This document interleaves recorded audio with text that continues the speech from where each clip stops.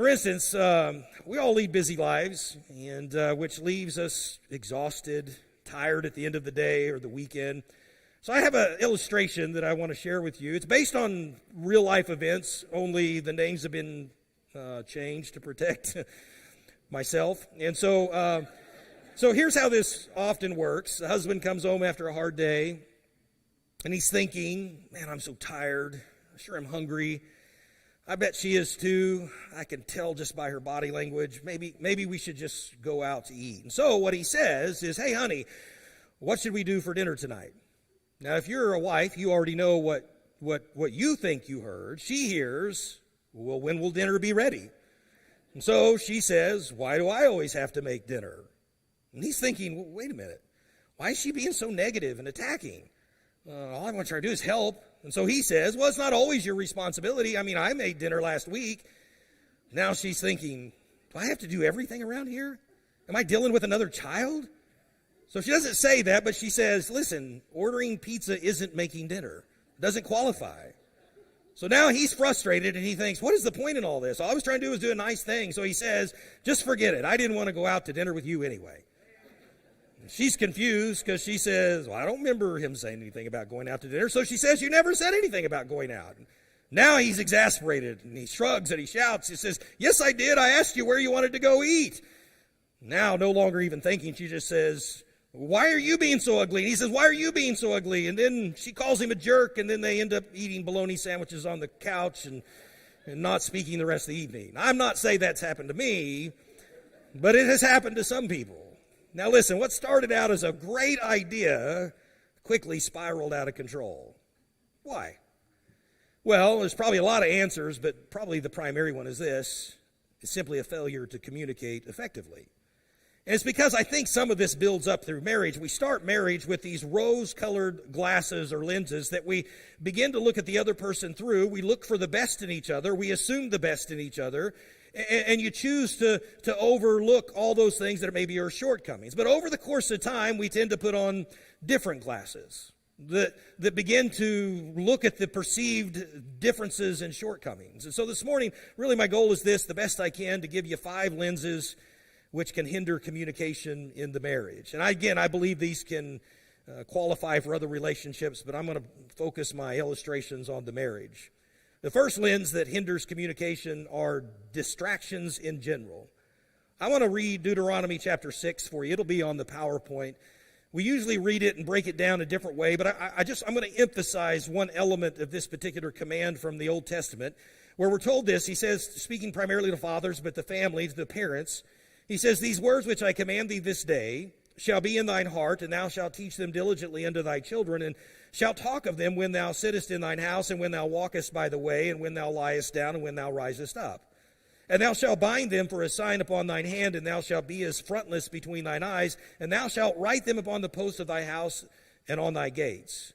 Now listen, I want to get into this morning everything that he's trying to get parents to communicate, but understand this, he's commanding fathers to communicate biblical truth to the family. And so he's wanting them to communicate very clearly some of the most important things in life. And so what I want us to understand is this. If you're going to commute anything of value, you have to be intentional to do that. Again, if you go back and read that, it engages every facet of life to clearly communicate biblical principles. So if you're going to communicate anything of value, you have to be intentional and consistent to do so. However, because we live in the society that we live in, our life is filled with distractions. And when you are overcome with distractions, the reality is this, you don't communicate as well as you think you do. Now, this is how it plays out in the home. Have you ever been trying to communicate with your spouse and felt like, well, you're just talking to a brick wall? Don't nod your heads, because I'm sure that that's the case in every home. You're looking at your husband or your wife, and you're like, well, they're looking at me. And it seems like they're conscious, but they're not responding. And I don't feel like they're hearing me. And there's several things that take place to make this so. One of them is we are just busier probably than we've ever been before. Some of that has to do with work and the life that we have to live to provide. I mean, the economy we live in is not all that great. So for us here in Austin, sometimes it requires 2, 3 jobs just to put food on the table. You combine that with activities of your kids, whether it's sports, whether it's school, and all the other things to do in life. Listen, we're just busy. And then I think this is another big contributor. We also are, whether you realize it or not, we are distracted by technology. Consider just for a moment. Think about all of the different avenues that you receive information and the amount of information that you receive on a daily basis, either through email, through internet, social media, television, and you could go on. And here's what I'm telling you is between these two things, I really believe all of these things are combining to seriously hinder our attention spans.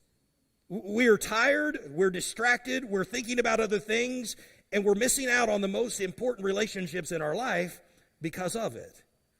Now listen, I think there's some answers to this besides simply throwing the phone away or whatever you get your information through. And I want to give you a couple of solutions to distractions and how you can get over that hurdle to make your marriage communication what it needs to be. Number one is this: purpose to make meaningful communication a priority. Literally, if you need to. Now, I live by a calendar. Everything I do, if I lose my calendar, I'm in a lot of trouble. I'm glad it syncs across all my platforms because I live by my calendar. So I would even tell you, listen, if you have to, put it on your calendar. Spend time talking with my husband or wife. Now, that may sound silly to you, but if that's what it takes, make it a priority, and preferably on a daily basis. And when it's time, listen, leave the phone in the other room. Don't even turn the TV on. Don't do it while you're cleaning house or making dinner. Honestly, make it something where you are focused on that conversation. Jennifer and I, when we were much younger and our kids were all at home, much younger, we developed what we called couch time. And I know it sounds kind of silly, but we would say for this 15 or 20 minutes every day, we're sitting down on the couch, or we had a couple of chairs up in our bedroom, and we would sit there completely away from distractions, and we would tell the kids, listen, unless one of you have lost an appendage, or the house is on fire, or there's some other really urgent thing, don't bother us. We're talking for 15 minutes. And it became just such a part of our life that there were times the kids would show up, and while we're talking, they were like, wait a minute, is this couch time? Because it might be a different time of the day. We're like, no, we're just chatting. It's okay, come on in. But it was part of our daily routine. I'm just telling you, you have to make it intentional. Make it purposeful. And the second thing that will help with these distractions is talk about an appropriate time to have this conversation. In other words, sit down and talk with each other and figure out when is the best time of the day for you and I to sit down and have a conversation. Because so often we don't really take into consideration what's a good time for the other person. Listen, we're in the middle of football season right now. And I shared this with the young couples last night. If your husband, I don't know, some of you women might like football. I don't know. That's the case sometimes. But if your husband has been watching football for 3 hours and it's now in double overtime and his favorite team is driving for the score, that's not necessarily the best time to say, hey, can we have couch time? Now, you may be thinking, well, surely he loves me more than that football game. Okay, I'm going to help you out. Yes, in general, that is the case. But after 3 hours of investment, and in that single moment, he doesn't. I don't want to make you upset with your husband. I'm not trying to get him in trouble. I'm just stating reality. And on the other side of this, listen, in the middle of changing a diaper or putting food on the table, husband's not the best time to come and ask your wife, why didn't you fill up the gas tank? Those aren't good times to talk about these things. But listen, sit down and find out what works and make it a priority, because distractions can really do detriment to communication in the home.